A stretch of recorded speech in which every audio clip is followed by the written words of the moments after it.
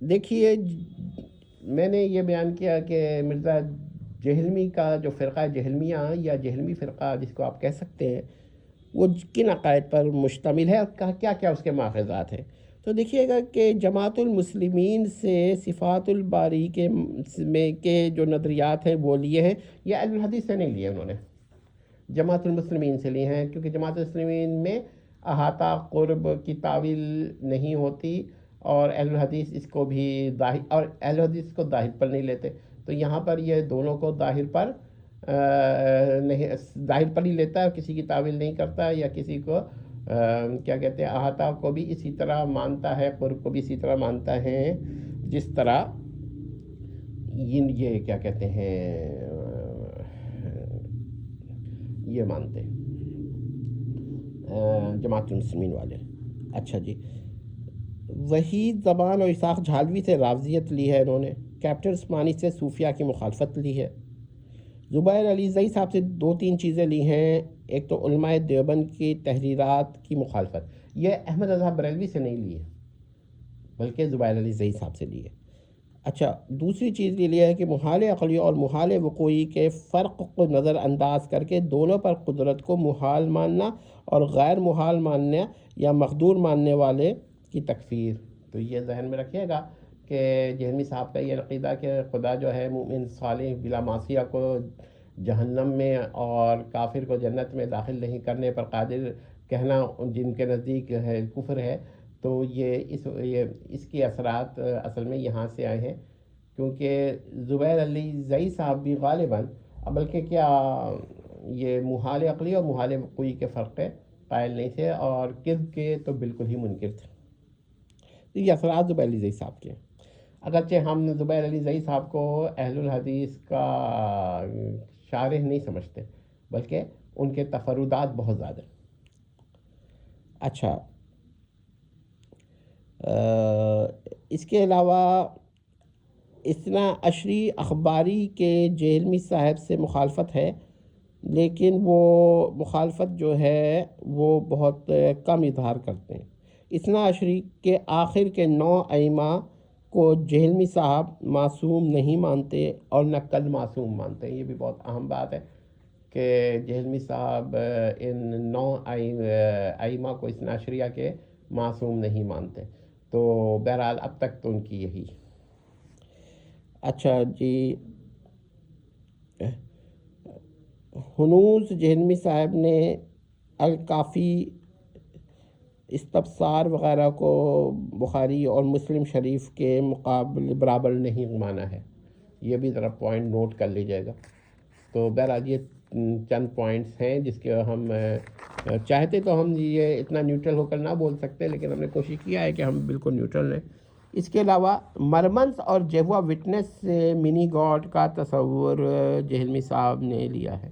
ذرا یہ غور کر لیجیے گا کہ مرمنس منی گاڈس کے قائل ہیں، اور جیہوا وٹنس بھی ایک طرح کے منی گاڈ کے قائل ہیں، لیکن اس کو وہ اے گاڈ کہتے ہیں جی اسمال کے ساتھ، اور آرٹیکل اے بھی لگاتے ہیں.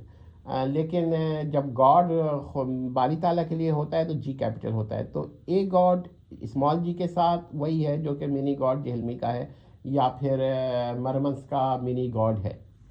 تو یہ ہے، لیکن جو گاڈ ہے جی کیپٹل والا وہ بہرحال مرمنس کا نہیں ہے، بلکہ وہ جیہوا وٹنس کا ہے.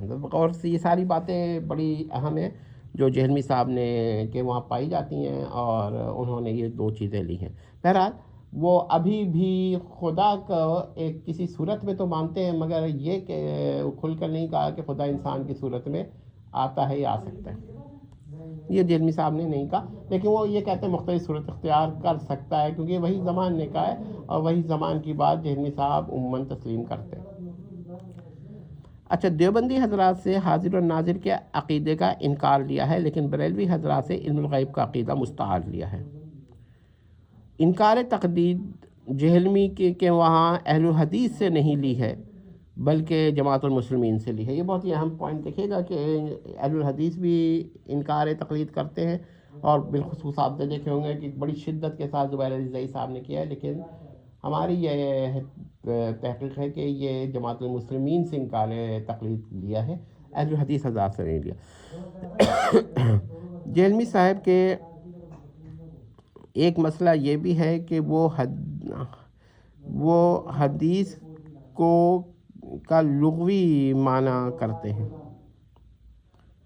اور یہ دلیل نہیں، اور یہ دلیل ہوتی ہے کہ امپلائڈ ہے، مطلب یہ دیکھیے گا کہ لغوی معنی کرتے ہیں پھر کہتے ہیں اس سے کہ یہ چیز امپلائڈ ہے، حالانکہ یہ چیز اس سے امپلائڈ نہیں ہوتی ہے۔ تو جہلمی صاحب سمجھتے ہیں کہ ہم نے اگر امپلائڈ کہہ دیا تو بس یہ بات ہو گئی، حالانکہ ایسا نہیں ہوتا۔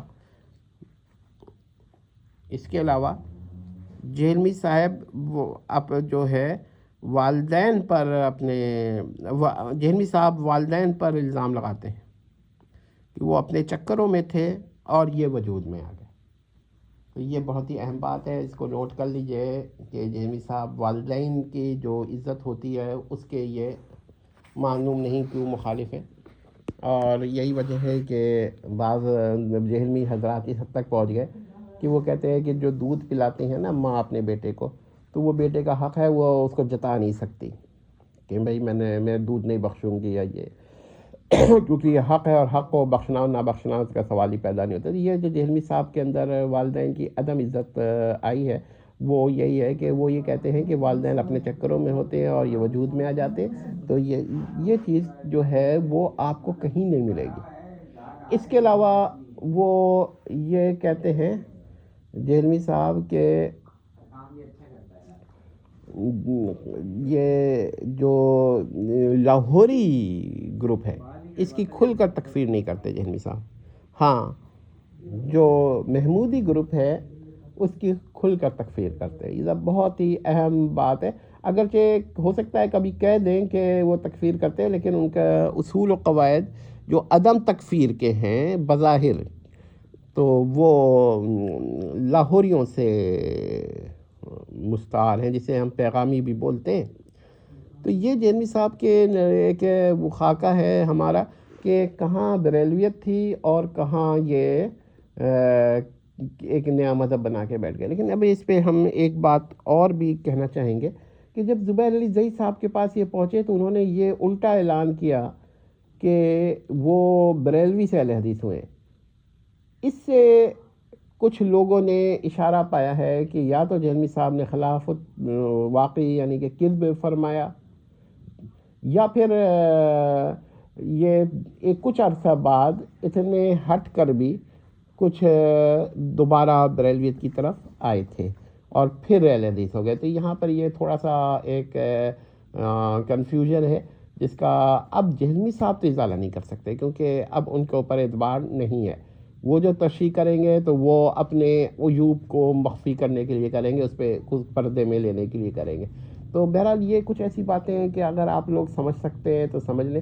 یہ جہلمی صاحب کا خاکہ ہے، علمی طور پر وہ بڑے عالم نہیں ہیں۔ اگر آپ دیکھیے تو انہوں نے زبیر علی زئی صاحب کے تو مقابلے میں بالکل ہی نہیں ہے۔ یہی وجہ ہے کہ وہ اکثر انہی کے حوالے سے جس روایت کو انہوں نے صحیح قرار دیا ہو اس کو یہ صحیح قرار دے دیتے ہیں، اور البتہ جہاں ان کو زبیر علی زئی صاحب سے اختلاف کرنا ہوتا ہے وہ اس وقت ہوتا ہے جب یہ ان کے رافضی نظریات زبیر علی زئی صاحب کے غیر رافضی نظریات سے تعارض کرے، تو اس وقت وہ زبیر علی زئی صاحب کے بھی منکر ہو جاتے ہیں اور شیخ البانی کے بھی، اور شیخ البانی کے تراجم سے زیادہ استدلال کرتے ہیں، اور اصل عربی کیونکہ ان کی کمزور ہے تو اس سے استدلال نہیں فرماتے۔